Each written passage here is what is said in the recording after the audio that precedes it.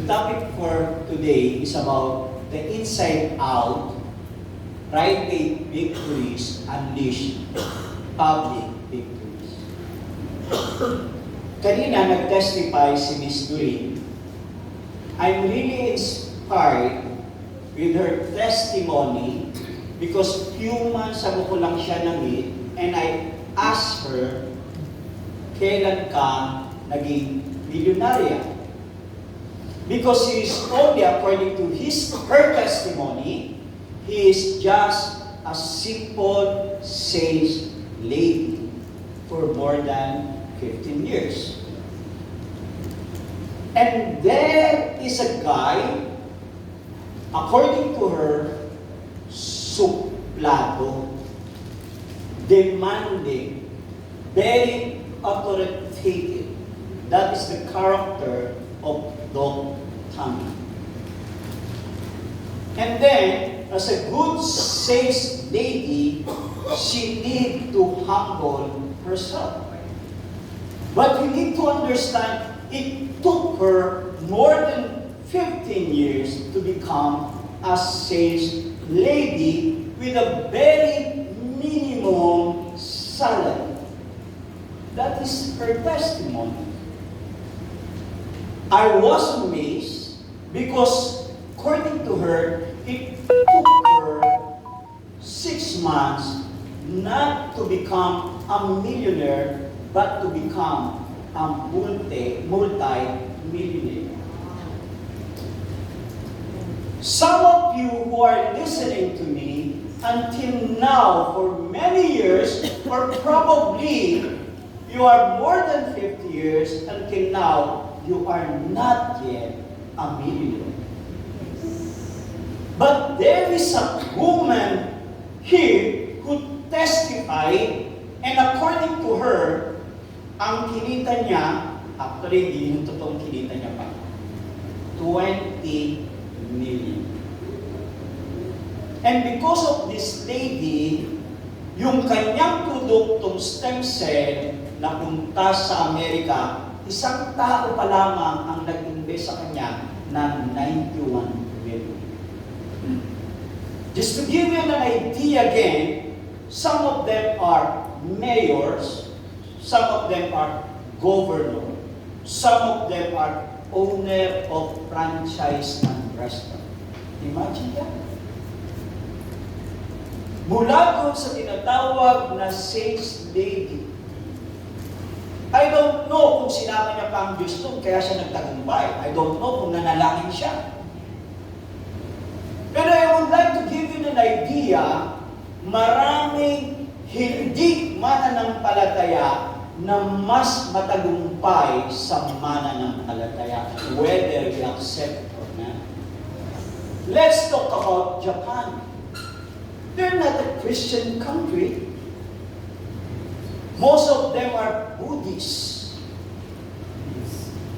Pero when it comes to asset, nagkaroon ng tinatawag na bubble economy during the 80s. What happened to them? In just few months, they rose again. After World War II, bagsak. Their dream is what? During World War II, conquer the whole world. But after World Atomic Bomb unleashed in Hiroshima and Nagasaki, you know what happened? After that, ayaw na nila na nagdigmaan. Pero they still want to conquer the whole world. By means of what? By means of marketing. By means of business. That's why there is a song said, turning Japanese things. Because when you enter into the room, you will see most of their products of that owner of the home is made from the Japan. We need to understand, nagtuturo po ako ng benchmarking how Japanese became successful. And that is the 5 heights of Japan. In my seminar about benchmarking, it took 12 hours seminar. Kasi nung pinag-aaralan siya, bini-benchmark ko siya. Because we need to understand, God bless the wicked and the good man, according to Matthew chapter 5. Nagpapadala siya ng ulan sa karapat-dapat at hindi karapat-dapat. Nagbibigay siya ng sikat ng araw sa mabuti at masama. Therefore, if you are a human being, you are blessed by God. And it's up to you how you get that blessing. But it doesn't mean you got the blessing, you are saved. But you are blessed by God. One of my friends, during the college days, by the name of Oriel Baliano, we shared together. Sabi niya, Nana, anong gusto mo? Maganda yung puso mo, nagsasalita ka sa patungkol sa Diyos, pero mahirap ka. Pero, yung isa naman, maganda yung puso mo, pero mayaman ka. Both word, maraming nasasabi ang word. Whether they are Christian, whether they are not Christians. Pag mahirap na Kristiyano ka, sasabihin sa'yo, sinasabi mong mayaman ang Diyos, pero mahirap ka. Pag mayaman ka namang pastor ka, siguro tinatama mo ang tubo mo. And he asked me, anong gusto mo sa dalawa? Siyempre, sabi ko, mayaman ka na, may takot ka pa sa Diyos. Yes or no? And this woman, just to give you an idea, one of the best book that I have, it was 35 years ago when I read the book, ganun kakapal yun, by Anthony Robbins, Awakening the Giants. And this woman, like what I said, I don't know if she talked to God, I don't know. But, based on her story, the giant within her was unleashed. Dahil mayroong isang suplado na doktang na pumunta at sinabi, gusto mo ba ng sideline? And she responded, grabe, so social natin yan, alam naman natin. Mga tao nakakana, nakasuot, tapos siya nakamako, merong pang binondo yung puro. Imagine that. But she conquered her fear. She listened attentively. And that one, according to her, ang meron na doon ay share lang ng share. At yung spirito ng mga nagtagumpay doon, naniniwala ko, touch her spirit. Hawahan lang naman yan. Kung meron tayong paniniwala sa Christianity, transference of spirit, that moment, transference of success spirit. Yes or no? Yes. Are you learning? Yes. Therefore, what happened to her? Grabe, di ba? Pinag-uusapan natin, politiko, hindi yun ang totoong kita niya pa. 20 million, isang tao lang. Ay, what I said, mayroong tamang vehikulo siyang nasakyan. Hindi ko sinasabing lahat tayo sumama sa kanya. No. What I'm saying, meron siyang tamang vehikulong nasakyan at merong gumising sa kanyang katauhan at pinaniwalaan niya yung kanyang narinig. That's why I entitled my message about the inside out, private victories, unleash public victories. Lahat yung nagsisimula dito. Nagsisimula sa loob. Tatandaan natin. Pastor, pwede bang mga 1.5 hours ako? Yes. Okay lang ba yan? Yes. Are you learning? Yes. Magbukan kayo ba? Ano po? Yung ituturo ko sa inyo, ngayon, binabayaran ako ng malaki. Pero sa inyo po, libre. Yes. Oras na ako magturo, pero gusto ko 1.5 and 30 minutes. Okay ba yun? Yes. Kasi pag natuturo ako 2 araw, 15 hours, dire-diretso. Yan po yun. Kaya pasensya na po kayo. Kaya huwag niyo ipapahawak sa akin ng mic. Okay. Merong isang lalaki. Okay. Kaya yan na yung pangalan ko During, no? During. And then, tama naman yung sabi ni Pastor. Acknowledge God to your God. Kasi maraming tao hindi ina-acknowledge ang wealth, ang Diyos sa wealth nila.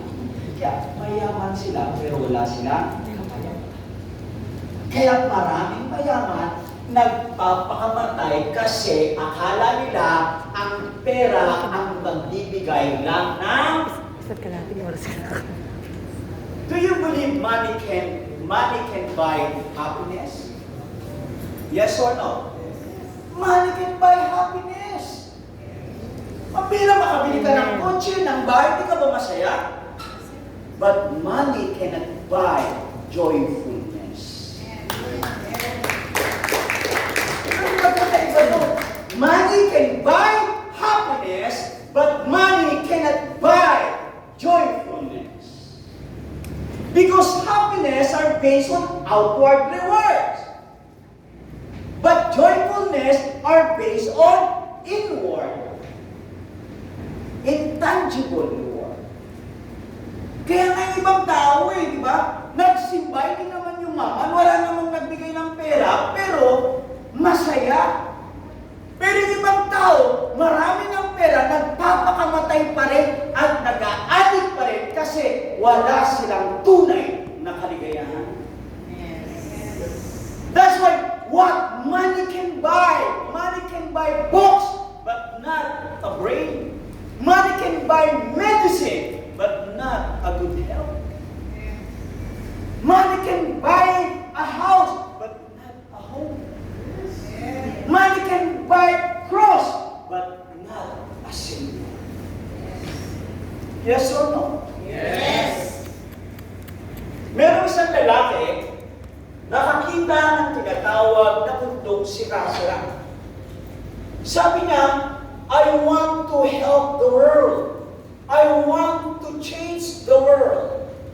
But unfortunately, nung nakita niya, hindi niya pala kayang baguhin ang mundo. Sabi niya, okay, I will change not the world, but the continent. Asia continent, halimbawa, Europe continent, Africa continent. I only want to change one continent. Pero hindi niya pa rin kayang baguhin. And then, what he did, I will change the country, the nation. Ganito yung nangyari, he cannot change the nation. That's why he told to himself, I will change the city. At ito maliit. I will change the city. Pero hindi niya pa rin mabago ang city at pumunta na lamang siya sa baryo.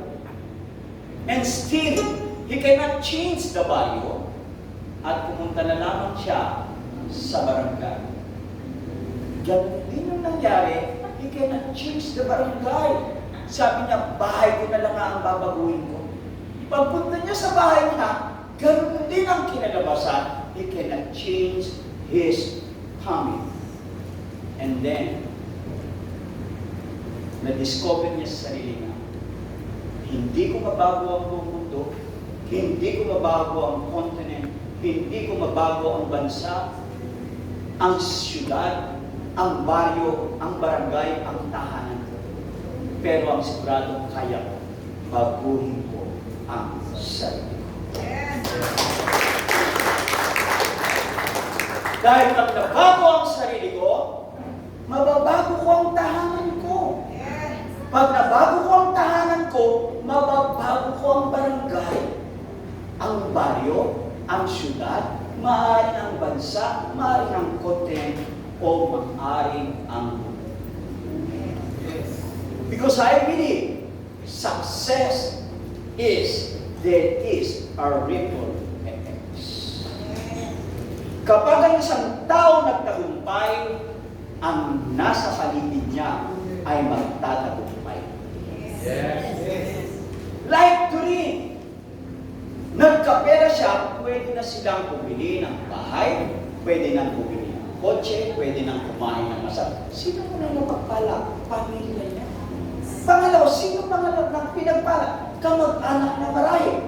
Ito ba't hindi ang pinagpala rin? Kung binili niya ng kotse, ng bahay, ng pagkain masarap na. That is the success, ripple effects of success. Therefore, in failure, ganun din. May ripple effect yun, kaya lang negative outcome. Hindi mo maipasya yung anak mo, hindi mo magala, hindi. Why? Dahil salat ka sa kakwatan, kaperahan, kasalapian. Naintindihan natin. Now, paano tayo magtatagumpay? Yung ituturo ko sa inyo, part of victories. But first, we need to understand, you need to have a spirit of victors first in your inner life before you become victorious in your outside life. Yes, sir? Yes. Let's talk about in biblical perspective.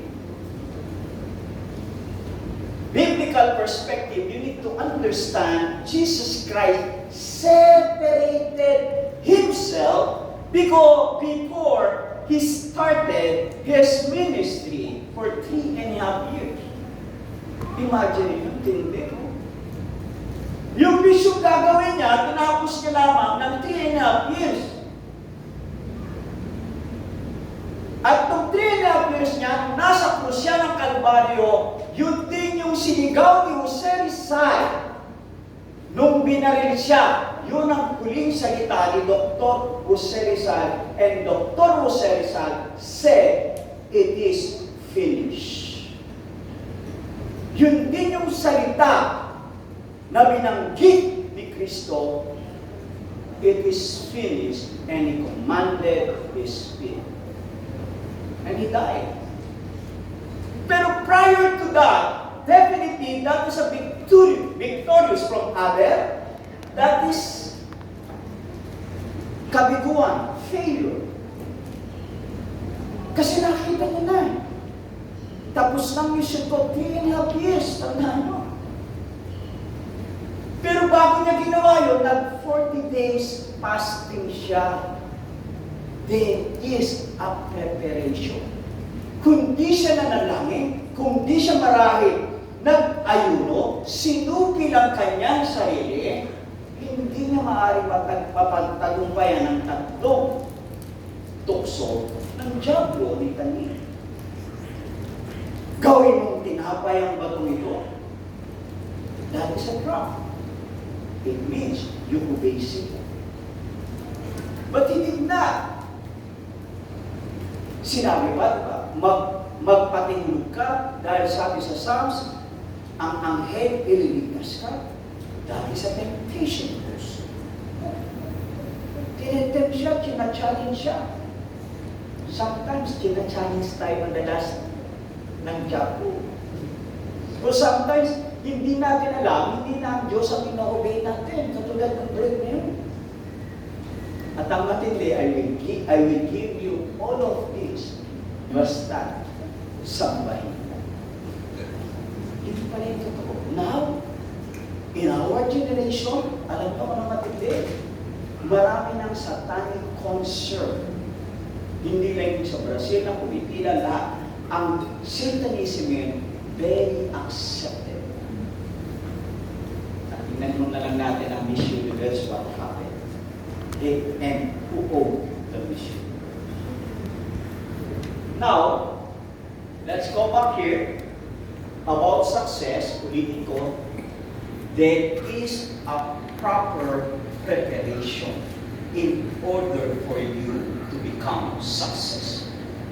Like Christ did on his 30th year, he he fasted and prayed. Ibig sabihin, yung kanyang pagiging successful, hindi yun basta-basta. And if you're going to trace the work of Christ, ang ginagawa pa ho niya, palagi siyang nananalangin. The prayer of Gethsemane, naintindihan natin, yung halos yung kanya intensified prayer, yung dugo. Lumabas. Kasi tatanda natin, hindi lamang sapat yung tinatawag na ayunot panalangin niya, continuously he prayed. And he promised, I will not leave you like an orphan. I will send the Parakletos, which is the unseen helper. That's why he said on book of Acts 1:8, the dunamis, the powerful, will be in you. Kaya sabi sa Acts chapter 1, wait for the Holy Spirit. Kasi alam niya na hindi natin kaya. Kaya sabi naman ni Pablo, Thessalonians 5:17, if I'm not mistaken, pray without ceasing. Kasi yun din ang ginawa ni Kristo. He departed himself among people in order to talk to us strength to his Father. Yes or no? Yes. Kaya yung tinuturo rito na success, hindi lang ngayon ituturo, tapos na. Hindi. Dapat ito continuous yun. Paulit-ulit. That's why Stephen Covey said, Dr. Stephen Covey said, success and failures begin and end in your mind. Hindi daw natin. Lahat yun dito. At ang sabi sa bagong sensya ng pag-aaral, ang isip at ang puso pareho lang. Ang isip daw nang gagaling ng dito. Ibig sabihin, it is connected. That's why the Bible said, love thy God with all thy heart, with all thy strength, with all thy soul. And the Bible said, whether you eat, whether you drink, do it for the glory. That is mandate. Whether you work, whether I share, that is a mandate from God. Are you learning? Amen. Let's talk about in biblical perspective. Whoever is slow to anger is better than mighty. And he who rules his spirit than he who takes the city. Ano niya? Pakpalapakan niya ngayon. Ibig sabihin dito pa lamang sa sitas na ito, sino man ang hindi magagalitin, sino man ang nagko-control, paraphrase, ng kanyang galit, ay mas magaling sa makapangyarihan. Amen. Well, let's talk about boxing.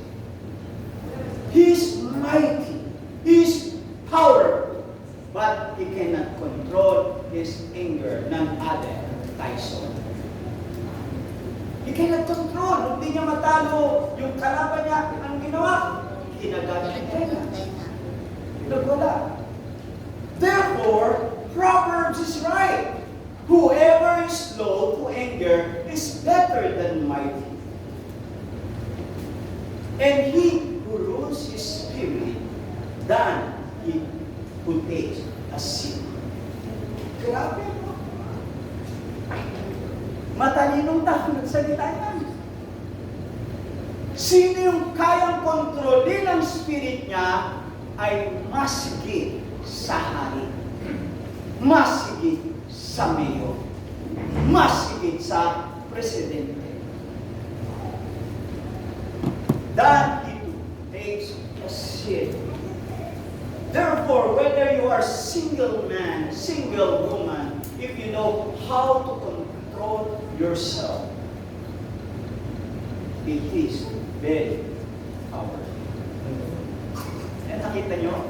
Paano ginawa ni Kristo? Kinontrol niya yung sarili niya for 3.5 years. He fasted and prayed, and he continues to pray. John chapter 17. Then,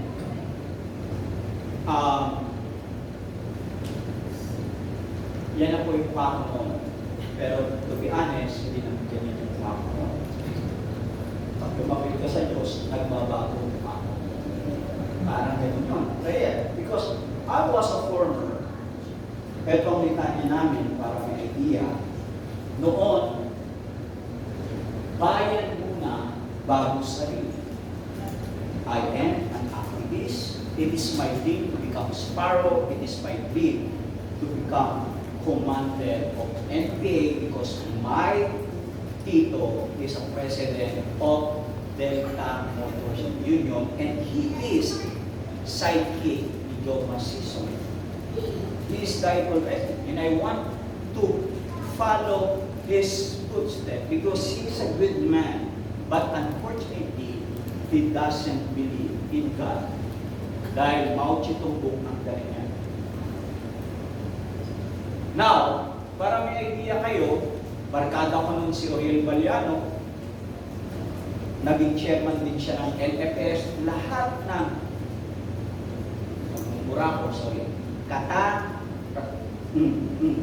kalokohan, kagaguhan. Pagdating sa FPU, ginulo namin ang FPU. From LFS to become a punk rock. We made a bad name in FPU. Both of us are, he's my classmate, we took architecture course. We finished our course. Because God is within us. He changed us. And now, Ben Baliano is the coordinator of the Philippines G12 and he has a member around 20,000 members in his own church and he is helping 7,000 churches. Nasa Amerika siya ngayon, nagpunta ng Canada, palagi. He is a global speaker right now because God changed men. Mas daig ni Oriel, siguro dahil ito, ogag na ogag, troublemaker, dinangkot ng Diyos. Sabi nga sa testimony niya, minsan nagulat ako, nagsalita siya, dati dalawa kaming ogag, ikola. Ngayon, ako na lang. Dahil sa ola, na born again. Hindi naman ako pumayag, sabi niya. Kinuha ko rin siya, sineran ko. Ngayon, dalawa na kami born again. Kaya si Satanas na ogag.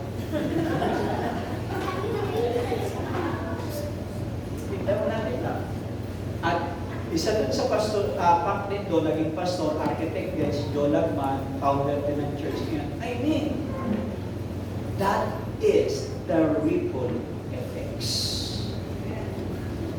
Kasi whether you like it or not, pag nandito lalabas yan. Kung ano yung nasa puso mo, lalabas yung aura.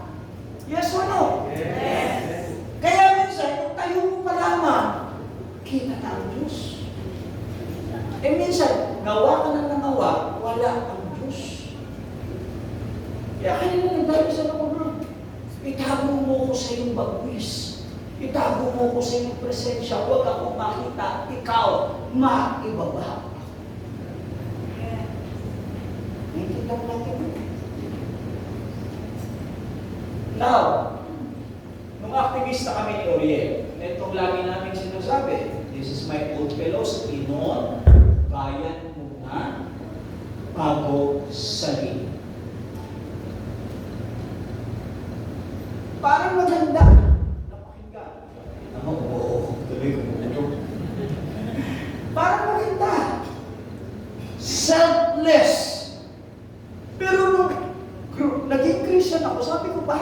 mali sa sinisigaw namin. Bayan muna, bago sarili, ikaw may problema, paano ka makakatulong sa bayan, eh di permiso ka rin ng bayan. Naintindihan nyo? Kaya sabi ko, I need to change my mind. Kasi wala pa ka natin dito. Maraming tayo paniniwala na akala natin na yun ang tama, yun pala ang mali. At yung akala natin mali, yun pala ang tama. Because para sa kanila, masama yung salitang ako muna bago bayan. That is selfish. Inuunan mo ang sarili mo kaysa sa bayan. Sabi ko sa sarili ko, ayusin ko muna ang sarili ko at matutulungan ko ng tama ang bayan. Amen! Kaya nakikitan natin yun. Kaya nang sabi rito, hindi naman ito yung tamang eksakto sa wikang Ingles. Okay, sabi ron, empowering oneself and reaching others. If you empower yourself, you can help other people to become enriched. Mentally, spiritually, and even financially. I've been in MLM or network marketing for many decades. I'm not bragging, a part of testimony kahapon na to, kaya hindi ko dapat ipagmalaki. Kasi meron kaming sa sales. Kasi I'm a salesman, by the way, account executive, na magaling ka lamang sa huling sales. Bukas, iba na. Kaya hindi ko dapat ipagmalaki ang kahapon. Hindi ko natin.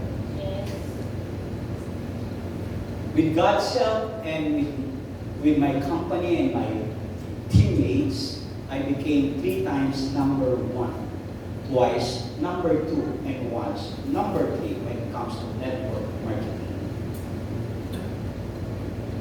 Then, that is part of my life. Kaya ako nagkwento sa inyo yun, ako muna bagong bayan and empowering oneself and reaching others.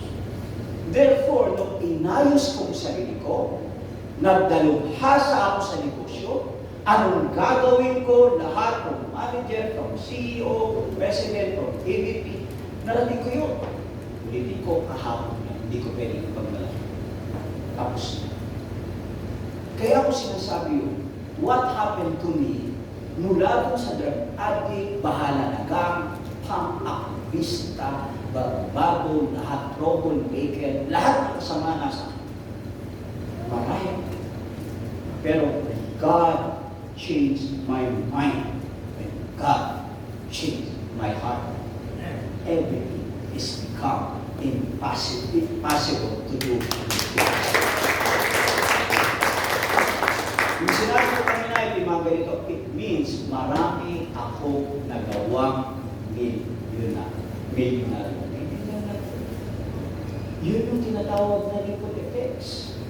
Kaya nga, pag ako nagbago o ikaw nagbago, definitely ang paligid mo ay magbago. Kaya ang sabi ni Lao Tzu, hindi naman siya Christian, pero maganda lang yung sinabi niya, I would like to quote that.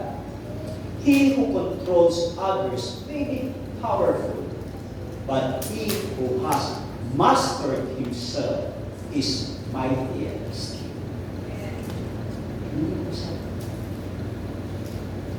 Solomon, he cannot control. He did not control himself in his end life. Kaya, lagi niyang sinasabi, vanity, vanity, vanity.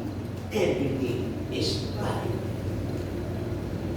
Grabe, sino mayamang tao, pinakamayamang tao? Ang daming asawa, 700, hindi pa nagkasyarot, meron pang 300 concubine. Napakatalino. Lasinggero, kasi umiinom din ng alak. Nasa kanya lahat.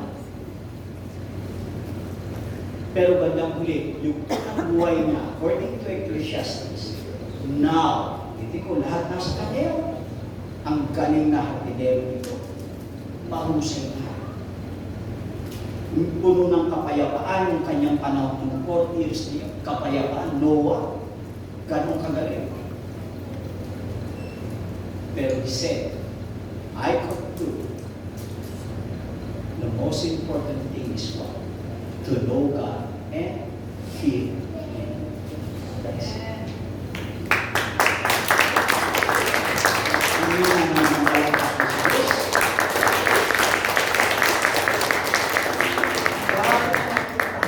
Bago mo nasabi yun, naranasan niya muna lahat.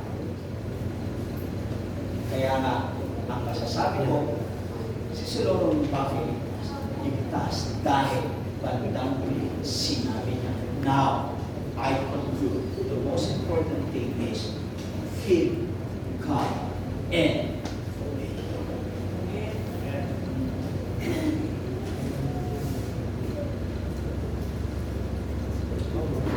Ang tawag po dyan ay, anong tawag dyan? Marshmallow. Masarap yan, ihaw, di ba? Nagkaroon ng eksperimento noong panahong 1972 ang Stanford. Ang tawag doon ay Stanford Marshmallow Study. Just to give you an idea, what kind of study is that? Ang ginawa naman, may mga bata na pinapila, binigyan ng tig-isang marshmallow. Kapag kinain mo yung marshmallow, wala kang reward within 15 minutes. Pero kapag hindi mo kinain yung marshmallow within 15 minutes, meron ka ng marshmallow, meron ka pa ulit marshmallow. Kasi pinag-aralan nila yung delayed self-gratification. Para may idea kayo. Siyempre, kung ikaw bata at marshmallow yan, ang sarap. Tama? Lalo na kung natikman mo na ang marshmallow. May mga kumain at meron namang hindi kumain. Since that is a study, what the survey said, pinag-aralan nila, slide mo, brother, past slide. Sensya na, nag-ulit mo. Okay. Pinag-aralan nila, what happened